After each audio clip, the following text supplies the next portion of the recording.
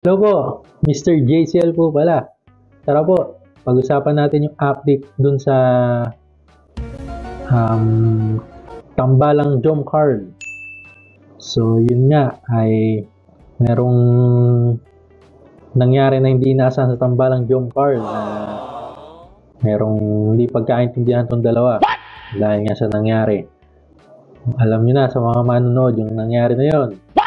And so, yun nga ay sinundo ito nila Kalinga Prab, si Carla. Sinatid nila si Carla pauwi ng bahay dahil nga, di ba, nag-aaral nga ito at syempre, malayo yung kanyang pinag-aaralan kaya meron siyang tinutuluyan na bahay dun malapit sa kanyang sa kanyang paaralan. So, parang monthly na lang or weekly na lang or I think monthly na lang na nakakauwi itong si Carla. Dahil sa busy rin sa school. And yun nga, sinama nila ito pa uwi. And sabi nga ng magulang ni Carla ay almost 1 month rin nilang hindi nakita si Carla. Dahil nga sa school. So, at hindi lang yun.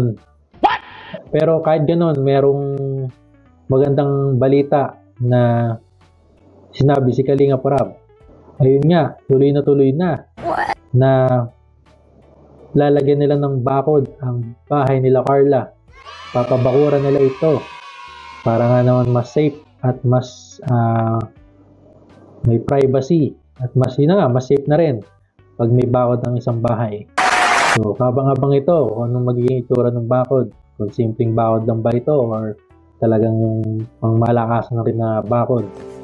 And yun nga, grabe rin talaga. Hindi pa natapos yung pagtulong niya din sa bahay. Talagang may pahabol pang pabakod ng Team Kalingap. Grabe rin yung blessing na natatanggap nito nila Carla, yung pamilya niya. Simula nung natagpuan sila ng Team Kalingap, talagang bumubuhos ang blessing.